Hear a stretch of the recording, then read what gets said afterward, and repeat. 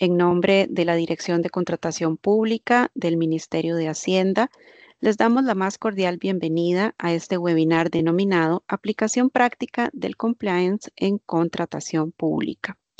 El objetivo del webinar es comprender la aplicación práctica del compliance en la contratación pública a través de la experiencia en la gestión pública. Para dar inicio, les quiero presentar a la persona encargada de facilitar este webinar.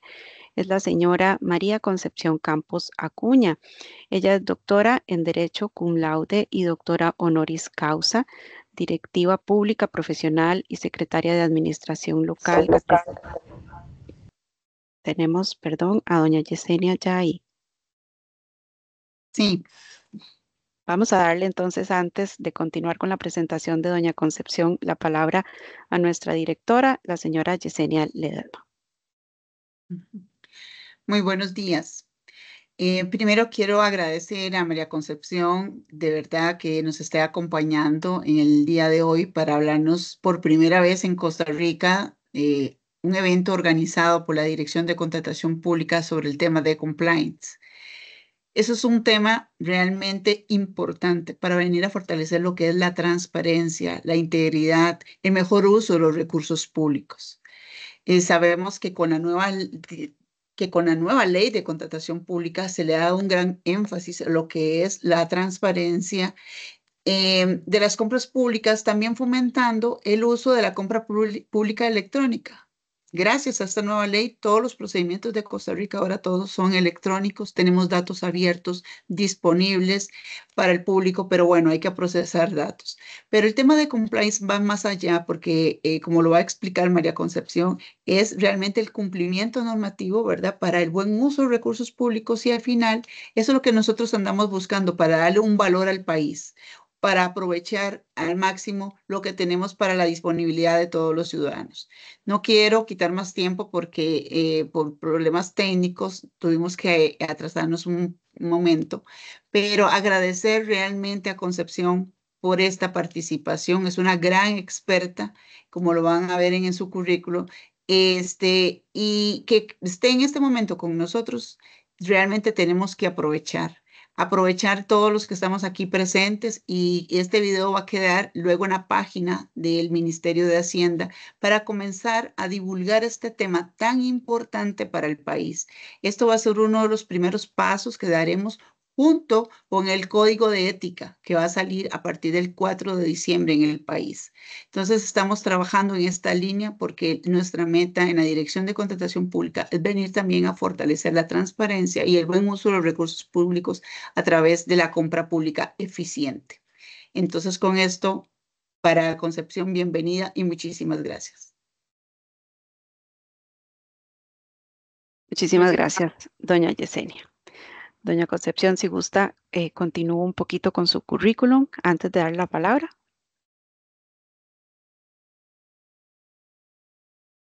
Doña Concepción es codirectora de la red Localicy, codirectora de la Cátedra de Buen Gobierno Local, académica correspondiente de la Real Academia de Jurisprudencia y Legislación de España y asociada de número de la Academia Internacional de Ciencias Político-Administrativas y Estudios de Futuro IAPAS de México.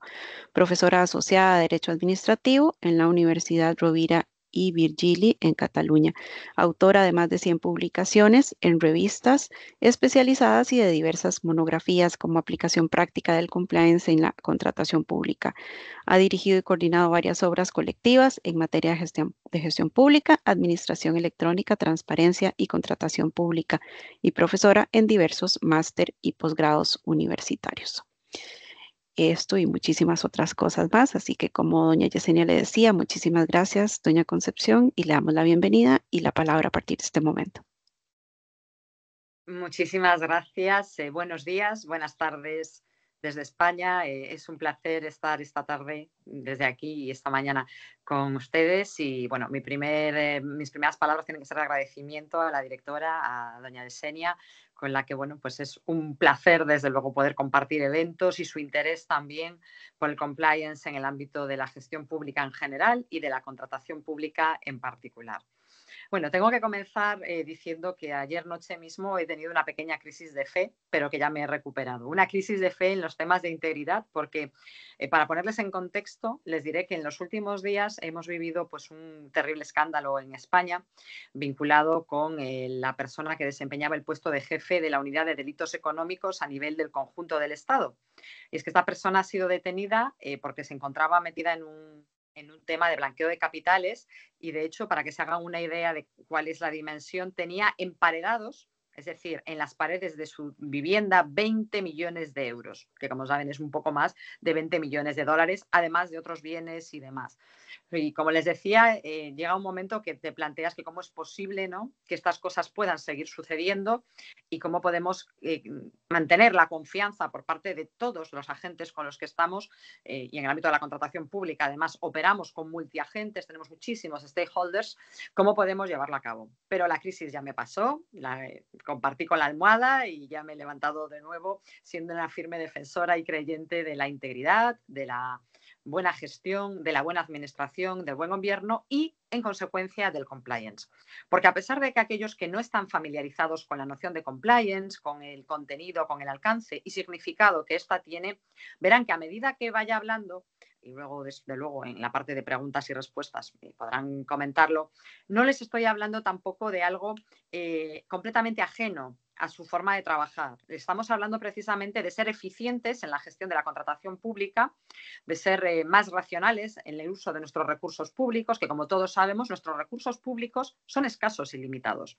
Por lo tanto, tenemos un evidente coste de transacción. Si hacemos A, no hacemos B. Cuando hablamos de compliance, vamos a hablar de prevenir y luchar contra la corrupción, el fraude, los conflictos de intereses, pero fíjense que pongo el acento en el término prevención, porque esta es precisamente una de las características más importantes del compliance. ¿Por qué? Porque estamos muy acostumbrados a luchar contra la corrupción, ¿no? Y como decía Kaufman, la corrupción no se combate luchando contra la corrupción. Plantéense ustedes, voy a intentar, como digo, ser muy práctica y muy didáctica para aquellos que se aproximan por primera vez al compliance.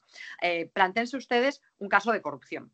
Se ha cometido una corrupción, se ha adjudicado irregularmente un contrato a un postulante que no debía llevarlo, se ha ejecutado de forma incorrecta, se han abonado determinadas cantidades que no correspondían por la calidad y por los términos en los cuales se ha ejecutado el contrato.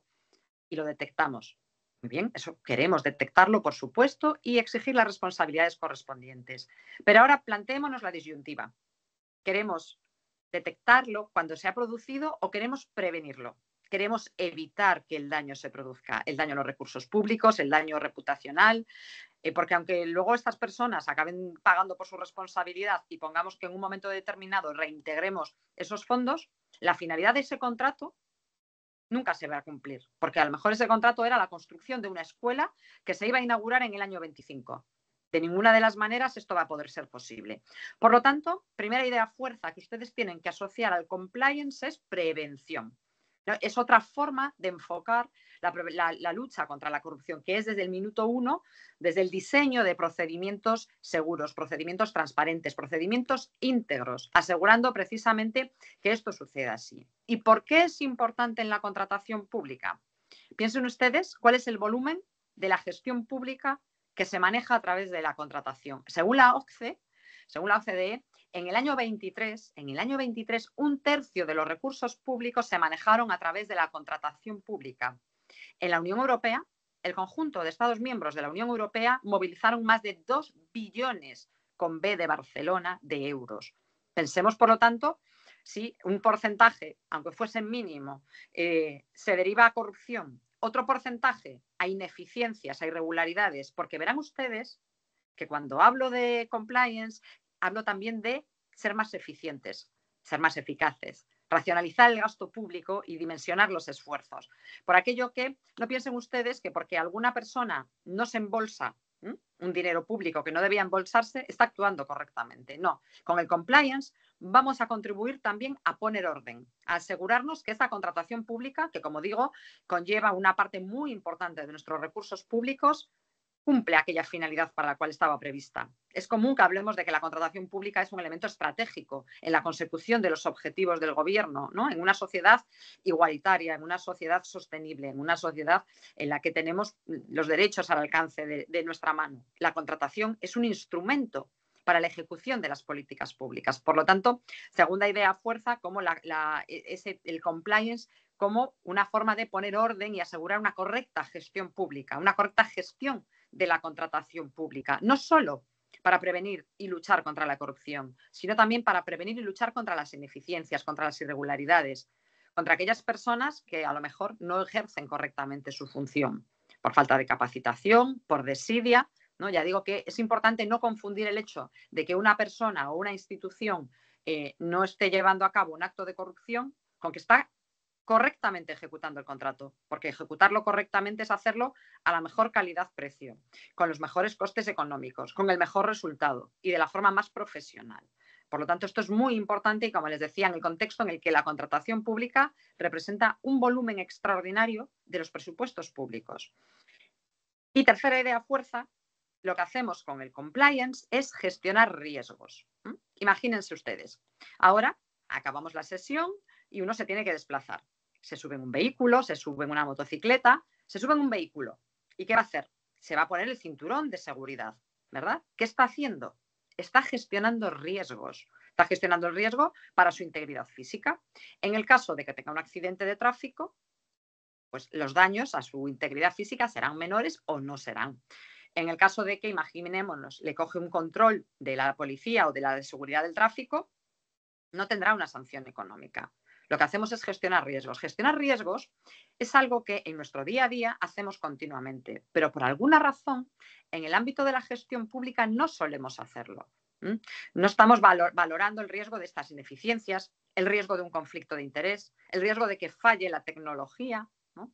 Evidentemente, es algo que sí que hay que hacer, pero esto exige, evidentemente, trabajar desde la gestión de riesgos. Dice la OCDE que la actividad de mayor riesgo que se desempeña dentro de la gestión de los gobiernos es la actividad contractual. ¿Por qué? Precisamente en atención a esto que les estaba diciendo de que hay un elevado volumen presupuestario lleva consigo un elevado riesgo. No obstante, yo diré que en este sentido yo creo que el mayor riesgo son las personas. ¿Quién se encarga de aceptar un contrato que no es válido? ¿Quién se encarga de filtrar información privilegiada para alterar las reglas de la libre competencia, de la igualdad de licitadores, ¿no? Por lo tanto, tenemos que asegurarnos también de la profesionalización de las personas. Tenemos un tiempo limitado, con lo cual lo que quiero dejar esbozadas sobre todo son ideas que van muy vinculadas a hacernos una perspectiva transversal, 360, de por qué tenemos que recurrir al compliance, que ya digo, no es exclusivo del ámbito de la contratación, sino que es extensivo al conjunto de la actividad pública, pero que en el ámbito de la contratación ha cobrado mucha importancia. En el ámbito de Europa, especialmente desde la exigencia en el año 21 de planes antifraude, que en realidad lo que representan esos planes antifraude son sistemas de compliance. Porque en muchos casos alguien les puede confundir diciéndoles el compliance no es exigible en el sector público porque el compliance es una práctica del derecho privado, de las empresas de carácter privado que para eximirse de una determinada responsabilidad penal tienen un programa de compliance. No es excluyente. Esto es una realidad. El compliance llega a través de la práctica de la empresa privada, pero eso no significa que si hay una buena práctica no la podamos importar. ¿Por qué? Porque realmente, como les decía, de lo que vamos a estar hablando es de buena administración, de buen gobierno, ¿no? La integridad lleva muchos años desarrollándose a través de sistemas de integridad, de los frameworks de la OCDE, que en realidad tienen mucho que ver también con los sistemas de compliance. De hecho, dos temas que apuntaba la directora en su presentación son muy relevantes a estos efectos. El primero, el hecho de que la contratación sea electrónica. Luego volveré sobre este punto. ¿Por qué razón? Porque nos asegura trazabilidad, pista de auditoría.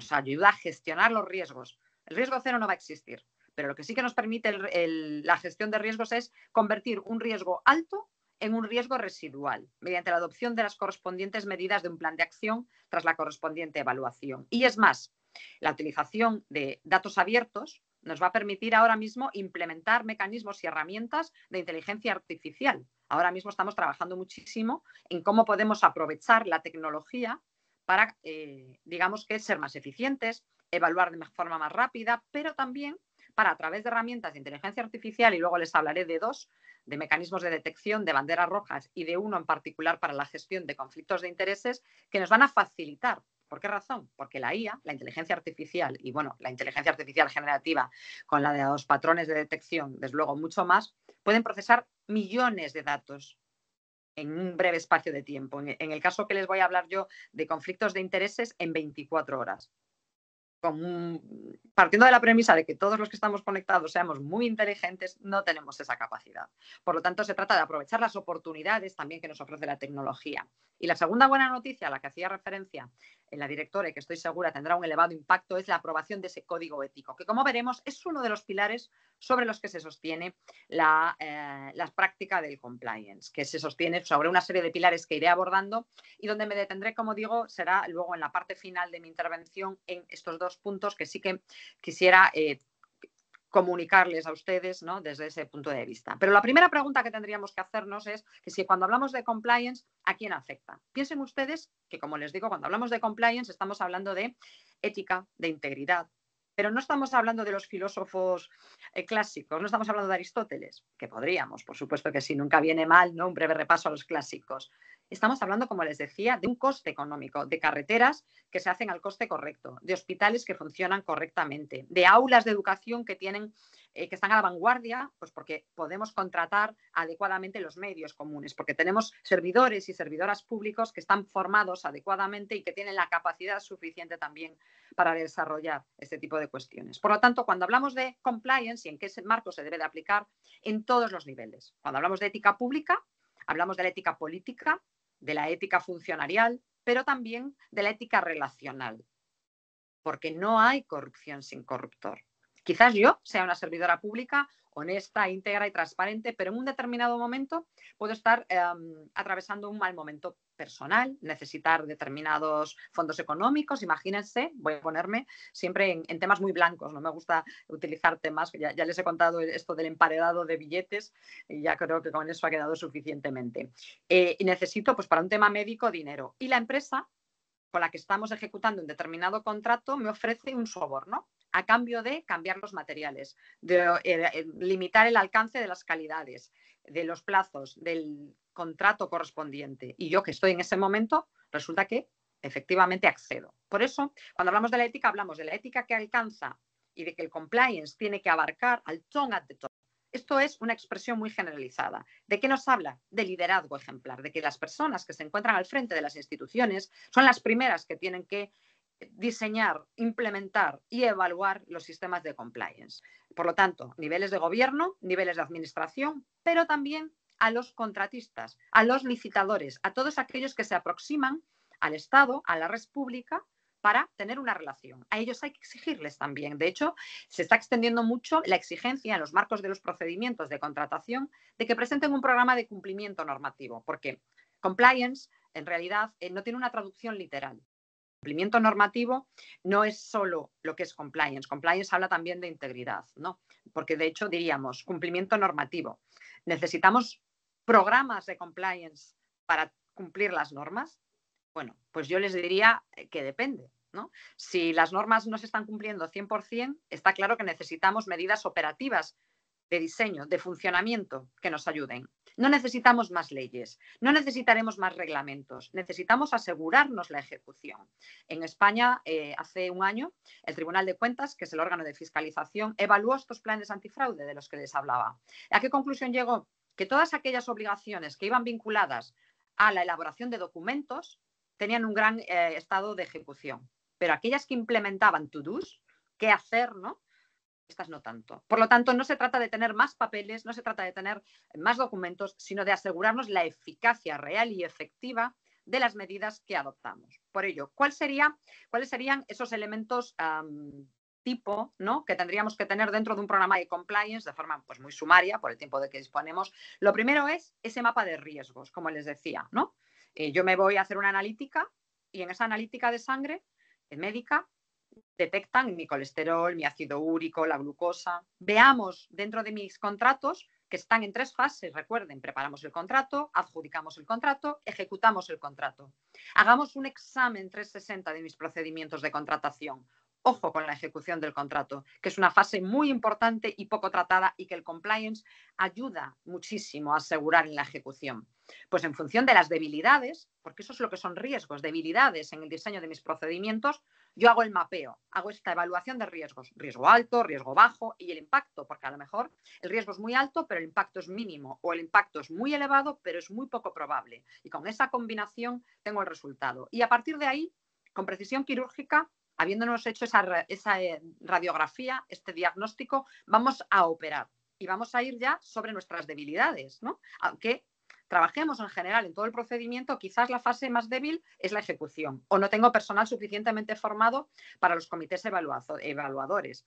Veamos cuál es. Mi procedimiento no está bien diseñado. La herramienta electrónica tiene determinados problemas. Veamos cuál es. Hagámonos ese mapa, ese de riesgos. A partir de ahí, establezcamos estos protocolos o procedimientos que me van a asegurar la adopción de decisiones. Ya sé que tenemos leyes, ya sé que tenemos reglamentos, pero es imposible que por el carácter normativo bajen al grado y detalle de cada uno de ellos, porque ni cada contrato es igual al otro, ni cada área es la misma que otra. Pues se harán contratos en todas las áreas de gobierno, pero cada una de ellas lo hará con un personal determinado, con un clausulado concreto, con unas especificidades concretas. Esto permite personalización, permite hacer un ejercicio de tailoring sobre nuestros contratos y que si el contrato tiene que ver con la ejecución de una obra o con la prestación de un servicio, y no es lo mismo un servicio en el área de medio ambiente que en el área de tecnología, por ejemplo, ¿no? Veámoslo, cómo lo tenemos que hacer, procedimientos que nos ayudan exactamente a determinar normas adecuadas, ¿no? Como pueden formar parte también de ese código ético, ¿no? Y de cómo los tenemos desde ese punto de vista hilándolo, ¿no? Que ahí podríamos hablar también de esas políticas de regalos y de obsequios, que desde luego tienen muchísimo más que ver, ¿no? con cómo se hacen. Modelos de gestión de los recursos financieros, modelos de control interno, que tenemos asegurándonos que efectivamente hacemos una trazabilidad completa de cada euro del principio a fin. Contar con un canal de denuncias. Alguien a donde vayan a reportarse los riesgos, los incumplimientos al organismo que se encarga de vigilar, ¿no? Nosotros tenemos en España desde el año 23 un canal de denuncias que viene de una directiva europea que permite las denuncias anónimas, claro, y está siendo desde luego una fuente de comunicación de irregularidades, de sospechas de conflictos de interés, claro, y esto tiene que llegar a alguien. ¿Cuál es el mecanismo organizativo? ¿Cuál es nuestro compliance officer, nuestro oficial de cumplimiento? ¿Tenemos que llamarle compliance officer? No. Lo importante es que tengamos a alguien vinculado al cumplimiento, a esa garantía de que la trazabilidad de la transparencia y de la integridad de todo el procedimiento de contratación está ahí. Por ejemplo, nosotros tenemos en la parte de ejecución una figura que se llama responsable del contrato. La persona designada responsable del contrato es el compliance officer en la parte de ejecución y reporta directamente al más alto nivel, al top at the top, al órgano de contratación, ¿no? Tenemos ese canal, funciona, cómo está diseñado, asegurémonos de que forma parte del ecosistema, del programa de compliance que tenemos en el mismo. Por supuesto, establecimiento de un sistema disciplinario frente al incumplimiento, ¿no? Polibueno o polimalo, ¿no? O el palo y la zanahoria que decimos aquí en España, ¿no? Incentivos en positivo, pero también el saber, ¿no? El saber que va a haber algún tipo de consecuencias a los incumplimientos. Tengamos un sistema de responsabilidad civil, responsabilidad disciplinaria, responsabilidad por alcance contable, que tengamos de alguna manera alguno de estos sistemas que nos permitan asegurar que aquellos que hayan incumplido, bien sean en fase administrativa, en responsabilidad penal o en alguna de las diferentes dimensiones en las cuales se puede articular las consecuencias, porque además tienen un ejemplo, tienen una virtud ejemplificadora, ¿no? Si uno ve que aquellas personas que están, por ejemplo, fíjense que uno de los riesgos que hay siempre en cualquier procedimiento de contratación es filtrar información privilegiada. Y esto prácticamente lo puede hacer cualquiera que tenga acceso a la información, ¿no? Por lo tanto, veamos cómo se va a hacer, ¿no? Y ahí luego volveré sobre este tema cuando hable de la tecnología. Y por último, como último elemento, ¿no? Que nos ayudaría a cerrar, como digo, de una forma pues, muy sintética, nuestro programa de compliance es asegurarnos de que tenemos una verificación del modelo y la eventual modificación. Tenemos que tener KPIs, tenemos que tener indicadores de seguimiento, tenemos que asegurarnos de que se evalúa. Decía Peter Drucker que lo que no se mide no puede mejorar y lo que no mejora se devalúa. Y en lo público no podemos permitir que se devalúe de ninguna de las maneras.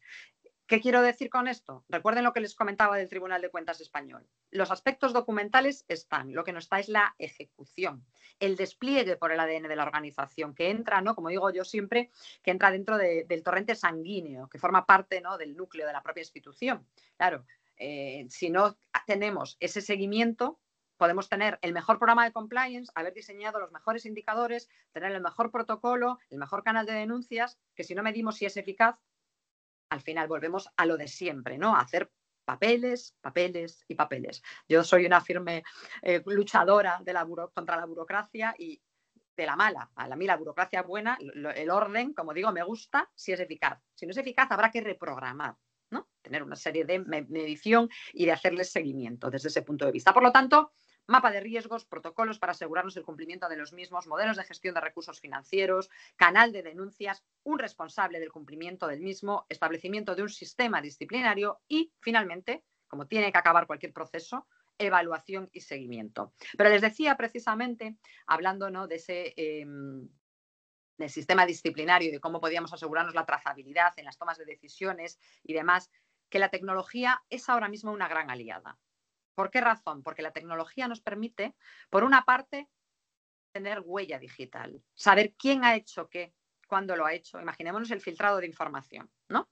Yo tengo un papel, por aquí cerca, bueno, tengo pues una libreta, ¿no? Y yo la he leído, fíjense, ahí la está, y yo la he leído, pero esta libreta no dice que nadie la ha leído. Pero si es un documento digital al que Concepción Campos Acuña ha accedido el día 15 de noviembre, a las, bueno, pues aquí son ahora mismo las 16:40, lo dirá, porque dejará el metadato incluido en el mismo. Imagínense que filtro información o que algún licitador, que aquí hay un caso en España que sucedió, hace la documentación para asegurarse de que se lleva el contrato. El metadato dirá que no está elaborado por la servidora pública o por el servidor público, sino que está elaborado precisamente por el mismo. Por lo tanto, primer gran punto, esa pista de auditoría, esa trazabilidad que nos va a permitir y que se integra precisamente en el compliance. De hecho, en Europa hemos aprobado el reglamento de inteligencia artificial que precisamente el enfoque que hace con el uso y con el despliegue de los sistemas de inteligencia artificial es el del compliance. Establece categorías de riesgos y en función de cada uno de ellos, evaluaciones de impacto y medidas de mitigación. Ya digo que el compliance es útil en cualquier esfera de la gestión, realmente, y si se hace bien, es muy eficaz, muy, muy eficaz. Segundo punto en el cual puede resultarnos útil la tecnología aplicada a los sistemas de compliance. Cuando yo hago un mapa de riesgos, a su vez genero un mapa de indicadores de riesgo. Banderas rojas, las red flags, que seguro que a muchos de ustedes les sirven. Por ejemplo, en un procedimiento de contratación, un indicador en muchas ocasiones es que solo haya un único licitador. ¿Significa esto que hay un caso de corrupción? No. Significa que tengo que ampliar la lupa, el control, para asegurarme que esto no es el fruto de un contrato que ha salido limitando la concurrencia o porque hay algún tipo de relación entre el proveedor y la entidad pública en la que está siendo objeto del contrato, ¿no? Desde ese punto de vista, que me parece que es algo que tenemos que tener muy en cuenta, ¿no?, desde esta óptica. Y esas banderas rojas, si tenemos datos abiertos y permitimos, evidentemente, la minería de datos, ¿no?, el data mining, levantará una bandera roja. Nuestro sistema nos pondrá una alerta y dirá, ojo, en este contrato, examinamos bien si se ha tramitado correctamente, si los pliegos, las condiciones, los requisitos no eran limitativos del acceso. Asegurémonos de que todo es correcto. Que todo es correcto, estupendo. Que no, pues vayamos, ¿no? ¿Por qué? Porque, como les decía, yo soy muy refranera, más vale prevenir que curar. Entonces queremos prevenir y en todo caso detectar tempranamente. No es lo mismo que yo detecte una posible corrupción o un posible caso de corrupción o de fraude en la parte del contrato en la que aún no está adjudicado o aún no está ejecutado, a que esto yo lo vea cuando ya se ha ejecutado y ya el daño es irreparable, ¿no? Por lo tanto, es muy interesante el establecimiento de banderas rojas y vincularlas del caso al mismo. En España tenemos un sistema que es, y de verdad que no les miento, que se denomina Satán. Satán, ¿no? Le pondría ahora la imagen, imagínense, no aquí del demonio. Es el nombre de la herramienta, de un acrónimo de la Generalitat Valenciana en la ley del sistema de alertas tempranas. ¿Cómo funciona Satán? Satán utiliza todos los datos de los que dispone la entidad pública y de los de libre acceso y hace minería de datos. Le dan una serie de patrones para que identifique y cuando identifica ese patrón que es un riesgo, levanta la bandera y se la envía al Compliance Officer. Y el Compliance Officer hace una investigación. En función de la investigación dirá, bueno, pues la bandera no señalaba ningún tema del que haya que ocuparse o, por el contrario, sí lo señalaba, ¿no? Por lo tanto, esto es muy importante. Y, por supuesto, también ofrecer datos abiertos hace que podamos ser objeto de monitoreo por la sociedad, por las organizaciones civiles, por otras organizaciones que con un conocimiento y una determinada, digamos que, manejo, ¿no?, de los datos nos puede ayudar, desde luego, a sacar conclusiones, porque una cosa es lo que yo cuento a través del portal de transparencia, y otra cosa es las conclusiones a las que alguien llega sobre la información que yo publico en el portal de transparencia. Que este es otro de los usos en los cuales nos puede ayudar la tecnología. Automatizar la publicación de la información en el portal de transparencia, ¿no? Mediante una API, mediante cualquier tecnología, nosotros nos podemos asegurar de que la información esté permanentemente actualizada y a disposición, como decía la directora Yesenia, en formato abierto, reutilizable, ¿no? Para poder sacar efectivamente las consecuencias necesarias y llevar avanzando en las políticas de gobierno abierto. Pero hay precisamente también un ámbito que es en donde les quiero compartir la experiencia que llevamos recientemente desde, llevamos 1 año y medio aproximadamente, para la gestión de los conflictos de intereses. Los conflictos de intereses en la contratación pública son un gran riesgo y, de hecho, el compliance se ocupa directamente de ellos de forma diferenciada dentro de la gestión de los riesgos asociados al desarrollo de los procedimientos contractuales. Porque, además, pensemos, el conflicto de intereses es transversal a todo el procedimiento, desde que empezamos un procedimiento de contratación hasta que lo liquidamos, porque algunos riesgos son específicos de la parte 1, preparación del contrato, de la parte 2, adjudicación del contrato, o de la parte 3, ejecución del contrato. Pero el conflicto de intereses es genérico al conjunto del mismo. Y en la contratación pública, como digo, es uno de los riesgos más habituales. ¿En qué consiste el conflicto de intereses? Bueno, nosotros tenemos una definición de carácter básico dentro de nuestro Estado, igual que tienen ustedes, pero por irnos a la que nos da la OCDE a través de su recomendación sobre integridad en la contratación pública, nos habla de que es aquella ocasión en la que los servidores públicos que tienen intereses privados, y tener intereses privados no es un problema, porque intereses privados pueden ser intereses familiares, ¿no? Imagínense que yo tengo una hermana y quiero que a mi hermana le vaya bien, efectivamente, no pasa nada, eso es una situación de hecho, pero el problema ¿dónde viene? Si yo quiero que, como quiero que a mi hermana le vaya bien, le doy información privilegiada para un contrato, para que ella se lleve este contrato. Ahí es donde estamos actuando mal, ¿no? Cuando privilegiamos los intereses propios del servidor público o del responsable, da igual que sean intereses económicos, intereses financieros, familiares, de amistad, cualquier tipo de interés sobre el interés general. En toda nuestra actividad solo hay una guía: la defensa y la protección del interés general. Y si en ella nuestros intereses personales interfieren, tenemos que abstenernos, apartarnos del procedimiento, porque habrá ocasiones en las que no haya una medida de mitigación del riesgo de conflicto de interés de menor alcance, ¿no? Por lo tanto, el conflicto de interés sucede en aquellos casos en los cuales ponemos por encima el interés personal que, digamos que, colisiona con el interés general. Pero que haya un conflicto de intereses no es un delito. Donde digamos que nos adentramos en la esfera de las irregularidades es cuando este conflicto de interés nos lleva a hacer o dejar de hacer algo porque tenemos el conflicto de interés. Y frente a aquellos que me digan, no, yo soy muy imparcial y muy independiente, no. Hay algo que se llaman sesgos, ¿no? Les recomiendo a todos las lecturas de un libro que a mí me fascinó desde la primera vez y me lo he vuelto a leer en algunas ocasiones ya. Yo creo que van 3 con las 2 posteriores que me lo leí, que es Piensa rápido, piensa despacio, de Daniel Kahneman, en el que nos explica precisamente cómo nuestro cerebro no nos engaña en la toma de decisiones. Por eso, las medidas de abstenerse o de apartar a las personas ante un conflicto de interés, precisamente porque el sesgo que podemos introducir en las decisiones hace que, quizás no siendo conscientes, sí que estemos comprometiendo nuestra imparcialidad y nuestra independencia en la adjudicación del contrato, en facilitar información, en que ya sé que esta empresa lo hace muy bien y quiero que se lleve el contrato. Bueno, que presente una buena oferta, ¿no? No podemos sesgarlo. Y como les decía, nosotros tenemos una herramienta, la herramienta se denomina Minerva, como la diosa, efectivamente. ¿Cómo funciona Minerva? Nosotros cargamos en Minerva toda la información sobre las personas que participan en la adjudicación del contrato. Tenemos en España, se divide normalmente en 2 órganos: la mesa de contratación, que es la que hace la evaluación técnica, y el órgano de contratación, que es el que adjudica el contrato. Bueno, pues yo subo a Minerva los datos de todas las personas que forman parte del órgano de contratación y de todas las personas que forman parte de la mesa de contratación. Y del otro lado, subo también toda la información de los cargos relevantes de las empresas que optan a llevarse, pongámonos, el contrato para construir un hospital. Del Consejo de Administración, gerentes, administradores, etcétera. Minerva, en menos de 24 horas, y ya les he dicho que está en producción, en funcionamiento desde hace ya más de un año, con lo cual les avalo que funciona así, emite un informe. Y el informe puede tener 3 posibilidades. No pasa nada, no hay ninguna conexión, ninguna vinculación societaria, personal o familiar entre este conjunto de sujetos por parte de la entidad pública y este conjunto de sujetos por parte de los posibles contratistas. Bandera roja. Hemos detectado un posible conflicto de interés. Esta persona ha estado trabajando para esta empresa hace un año. Estas 2 personas comparten una sociedad. Estas personas son familiares. Se levanta la bandera roja y se lleva a cabo pues, la tramitación de un procedimiento para, digamos que, dirimir si existe o no existe ese conflicto de intereses, o una bandera negra. ¿Por qué una bandera negra? La bandera negra nos dice que no sabemos, que no tenemos información sobre la empresa. Claro, queremos saber quién va a ser el perceptor final de fondos, porque a lo mejor el que se lleva el contrato es la empresa A, pero detrás de la empresa A hay una pantalla que nos da la empresa B.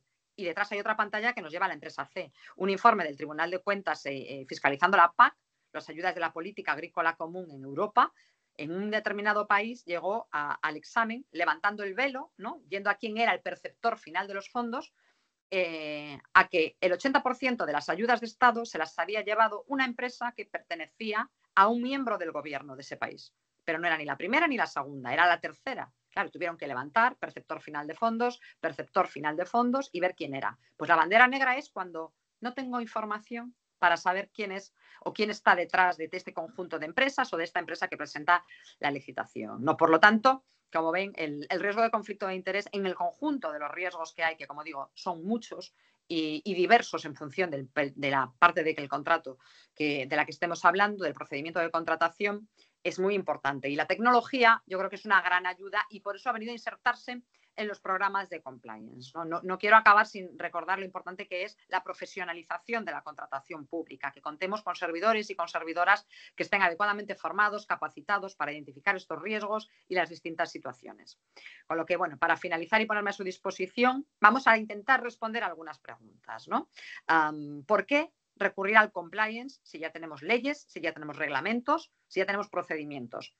Pues como les decía, porque más vale prevenir que curar, porque es una herramienta que innova en el enfoque con el que se lleva a cabo la gestión de la prevención y lucha contra la corrupción, porque tiene un abordaje 360, es decir, que llega al conjunto de todos los puntos sobre los cuales nosotros queremos abordar, ¿no? Desde ese mapa de riesgos hasta esa evaluación y a ese seguimiento, ¿no? ¿Para qué queremos utilizar un programa de compliance? ¿No? Pensemos que ahora cualquiera de ustedes en sus instituciones acaban, tienen una charla o se van a tomar un café y dicen, oye, ¿y qué haremos? ¿Empezaremos a trabajar estos temas?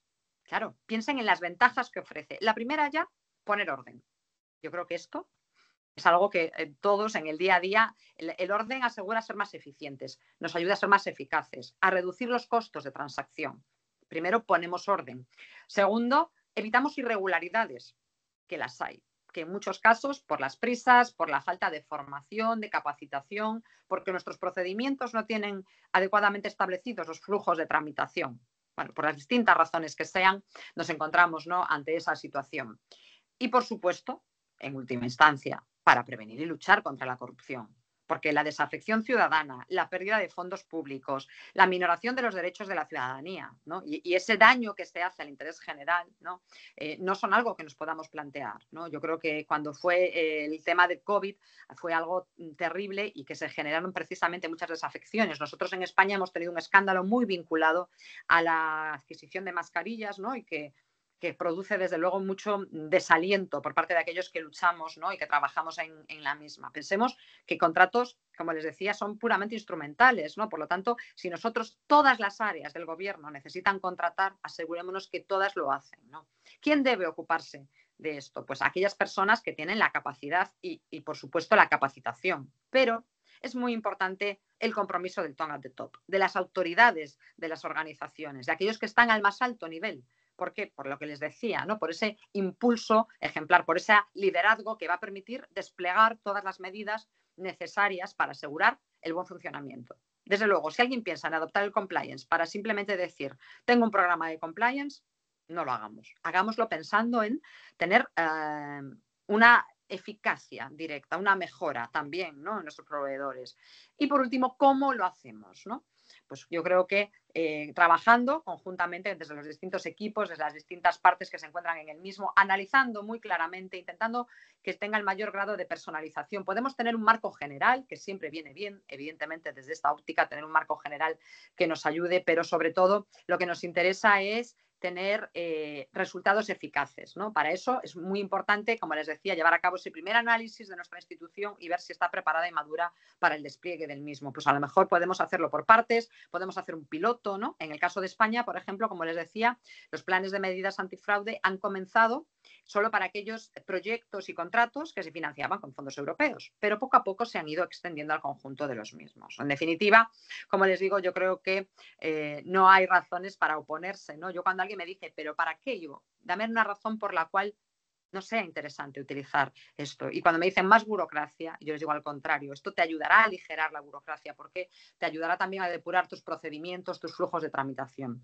Por eso, para acabar y dejar tiempo a su disposición, me gustaría acabar con dos frases que yo creo que llevo acabando mis charlas desde hace muchos años, pero que creo que representan muy bien la simbología de para qué sirven este tipo de herramientas, ¿no? La primera, que es, cuanto más te observo, mejor te comportas, ¿no? En el sentido de que cuanta más luz tengamos, ¿no? Decía Luis Brandeis, esta frase es de Betan, decía Luis Brandeis que la luz del sol es el mejor desinfectante, ¿no? Bueno, pues efectivamente, el hecho de saber que la información es pública, que los datos van a estar abiertos, siempre genera, bueno, pues aquel que, las preguntas ácidas, ¿no? ¿Lo haría si saliera publicado en un periódico? Bueno, pues efectivamente. Para mí la frase que realmente me interpela, ¿no?, es la de Stovall. La integridad es hacer lo correcto aunque nadie nos esté mirando. Y ese es precisamente también el objetivo del compliance. Es una transformación cultural. Llevar a cabo un cambio en las instituciones en las que la integridad pase de ser, me van a permitir la coloquialidad, un rollo, temas morales, cosas que están muy segmentadas, no muy sectoriales, ¿no? Y esto es tema de la unidad de transparencia. No, no. La integridad, la transparencia, el compliance, son transversales. Hoy estamos hablando de contratación, pero esto afecta absolutamente a todas las áreas de gestión, porque como les digo, en realidad estamos hablando de buen gobierno y buena administración. Y todos ustedes, además de servidores públicos, son también personas, ciudadanos y ciudadanas, que quieren recibir el mejor servicio, que el Estado se preocupe por su bienestar y que podamos garantizar esa, digamos que calidad adecuada de los mismos. Así que muchísimas gracias y quedo a su disposición para las preguntas que consideren. Muchísimas gracias a usted, señora Concepción, por esta exposición que nos ha compartido. Antes de dar inicio a la lectura de las preguntas, quisiera recordarles completar el registro de asistencia. Lo pueden encontrar como enlace, se ha colocado un par de veces en PIR y también lo vamos a colocar a partir de ya acá en la presentación, donde también vamos a proyectar las preguntas que vamos a estar leyendo acá en el código QR. Pueden, por favor, completar el registro de asistencia. Muy bien. La primera pregunta que tenemos es de don Rafael Castro y dice: si el funcionario que elabora el pliego de condiciones es el mismo que analiza y responde recursos de objeción al cartel, configura una violación al compliance. He visto que sucede bastante y esa persona puede tener preferencias o sesgos positivos hacia un proveedor, por lo que no hace un análisis justo e imparcial del recurso de objeción al cartel.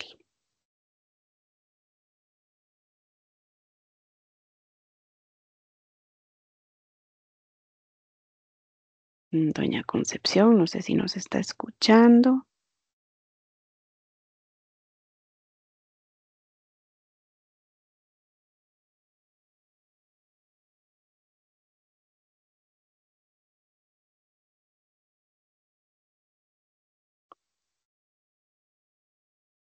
Creo que tal vez tuvo algún problemita porque veo que está saliendo de la reunión. Vamos a darle un momentito a ver si logramos que vuelva a conectarse.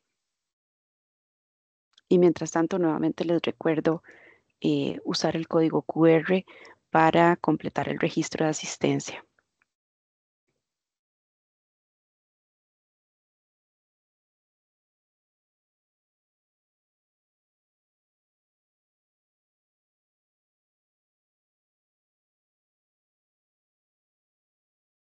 Queremos también, mientras tanto, aprovechar este espacio para recordarles que las grabaciones se suben a la página del Ministerio de Hacienda y también al canal de YouTube del Ministerio de Hacienda.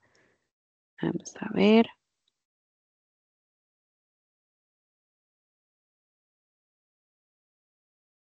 Doña Concepción ya está de nuevo por aquí, ¿verdad? Le acabo de habilitar el micrófono y la cámara.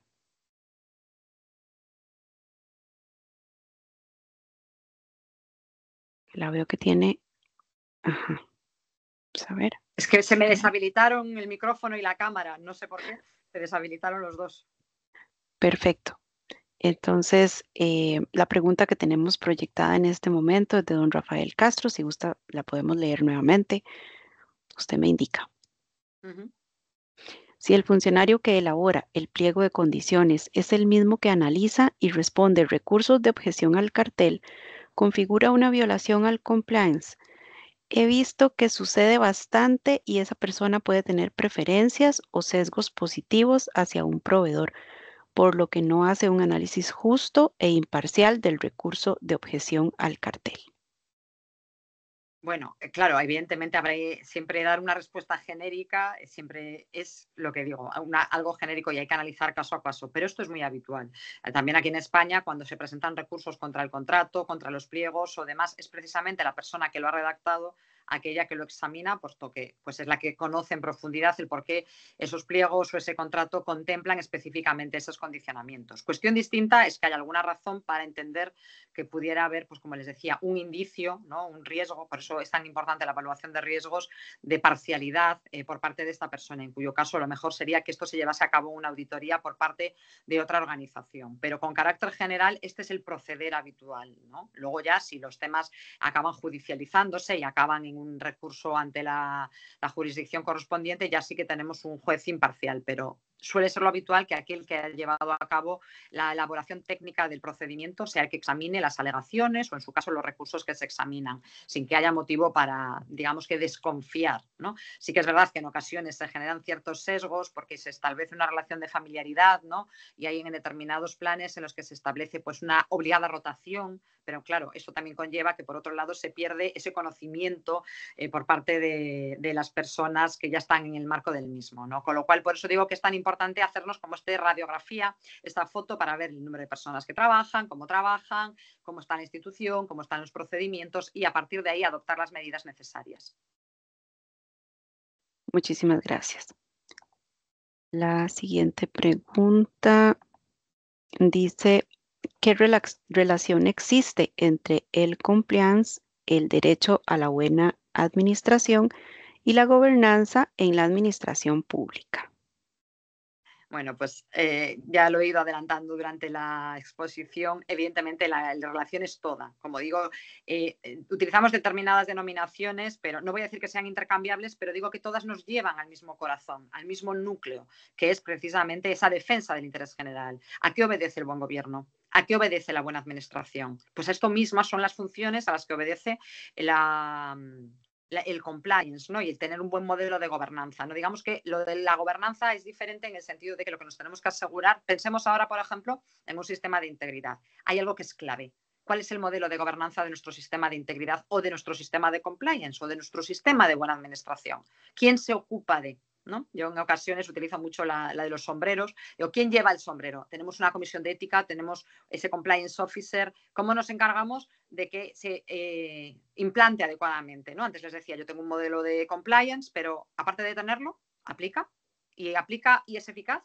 Pues en ese mismo sentido, pero sí que cuando hablamos de compliance, de hecho, fíjense que antes les refería a los frameworks, ¿no? De integrity frameworks de la OCDE, porque son los sistemas, los marcos de integridad. ¿Qué sucede? Que han ido evolucionando con el conocimiento, con la práctica y también ahora mismo con la tecnología para convertirse en más eficaces, ¿no? Cuando hablamos de buen gobierno y de buena administración, como que hablamos de conceptos más genéricos, más etéreos, que no se concretan tanto en esos elementos que yo les he ido describiendo, ¿no? Y que nos permiten configurar claramente los steps que tenemos que seguir.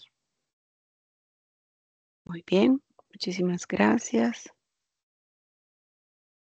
La siguiente pregunta es de Rafael Castro. Dice, he visto en varios procesos de contratación que el pliego de condiciones contiene cláusulas, especialmente en los criterios de calificación, que provocan que varios oferentes vayan a recibir 0 puntos en uno o varios de los criterios. Se presenta el recurso contra el pliego de condiciones, dando los criterios técnicos y jurídicos requeridos, pero el evaluador del recurso es el mismo elaborador del pliego de condiciones. Mi pregunta es, ¿esta dualidad en las funciones del elaborador del pliego y el encargado de la respuesta al recurso contra el pliego configura una debilidad en el compliance?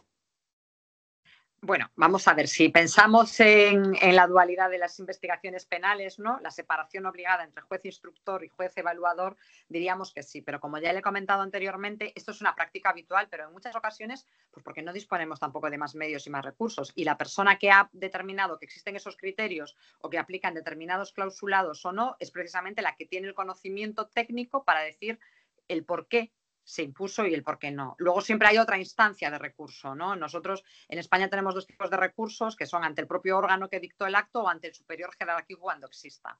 Entonces, ahí también podríamos establecer como una vía extraordinaria, pero justificativa. Porque hay que pensar que en muchos casos los licitadores están pretendiendo perturbar el buen proceso, retrasarlo, complicarlo. Claro, ellos en buena lid se quieren llevar el contrato y consideran que su oferta es mejor, pero esto no significa que realmente lo sea. Con lo cual tampoco podemos sesgar de parcialidad a la persona que lo hace. Por eso les decía que es tan importante la profesionalización, de tal modo que estemos seguros, porque yo, por ejemplo, imagínense que he sido yo la persona que ha hecho los pliegos y ahora me presentan este recurso y los examino y digo, pues es verdad. Y yo tengo que ser profesional, tengo que ser ética, tengo que ser honesta y competente y estimar, en este caso, el recurso. En ocasiones se estiman, no sé en su caso, pero en el nuestro en muchas ocasiones se advierte que efectivamente se había cometido un error de apreciación o no se había visto con el prisma adecuado sin la intención de llevar a cabo ningún acto irregular, ¿no? Sino pues un criterio o en ocasiones, por eso hablo de la importancia de la profesionalización, la persona no tiene la competencia profesional suficiente para la determinación de los criterios y le han facilitado un copia y pega de otros que ya se habían hecho. O a veces, y aquí ha pasado, es otra empresa del sector la que facilita los pliegos que luego el servidor público hace suyos y que, claro, están sesgados. Por eso, muy importante la profesionalización y el establecer canales siempre finales que permitan asegurar, ¿no?, la toma de decisión correcta. Que ahí también, como digo, a medida que vayamos avanzando en temas de inteligencia artificial, ahora mismo se están utilizando muchos para evitar y para empezar a detectar esos patrones de colusión, por ejemplo, o de favoritismo en los contratos. Muchas gracias. La siguiente pregunta es anónima y dice, ¿qué pasos concretos debe seguir un ente gubernamental para realizar un diagnóstico de riesgo en sus procesos de contratación pública? ¿Y qué herramientas específicas se pueden utilizar para identificar posibles vulnerabilidades de corrupción?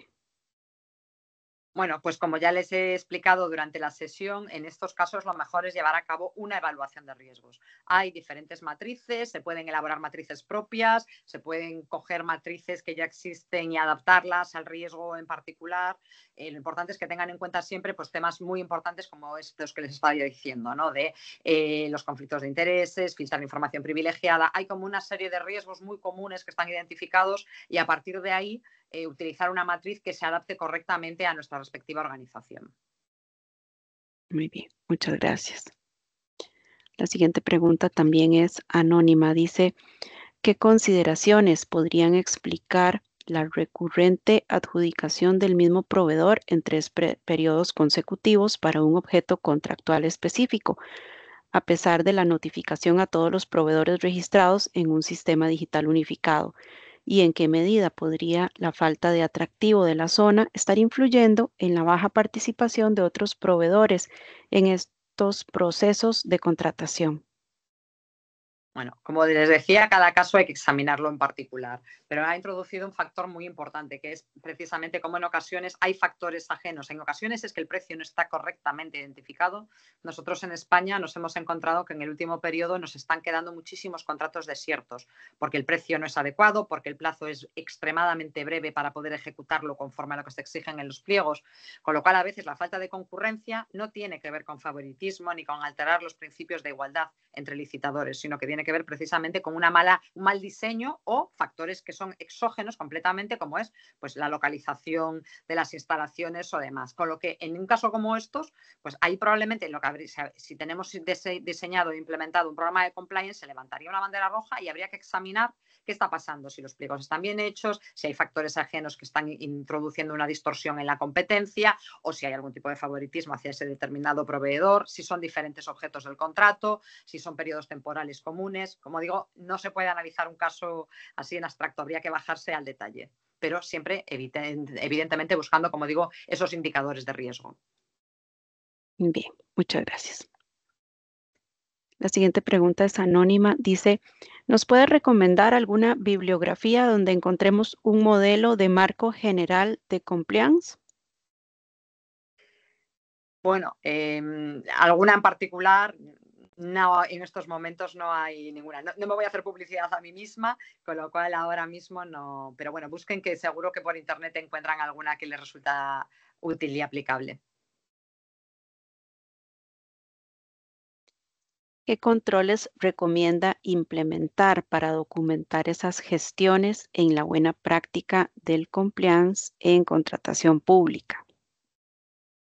Bueno, los primeros tendremos que tener los controles que aparecen en nuestro marco normativo. Esto es siempre lo primero, porque precisamente hablando de compliance, lo que hay que asegurarse es que cumplimos con las normas. Pero después lo mejor es establecer, como les decía, controles muy vinculados también a la tecnología para asegurarnos de que efectivamente se encuentran y aquellas áreas de riesgo que hayan salido pues, más peligrosas, ¿no? Digamos, al final es de lo que se trata, de ver dónde hay un mayor riesgo y ahí es donde tenemos que establecerlos. En muchas ocasiones se elabora dentro del programa de compliance un plan de control interno asociado pues, a las distintas fases del procedimiento de contratación que van estableciendo bueno, pues, las medidas dependiendo de cuál sea el tipo de institución.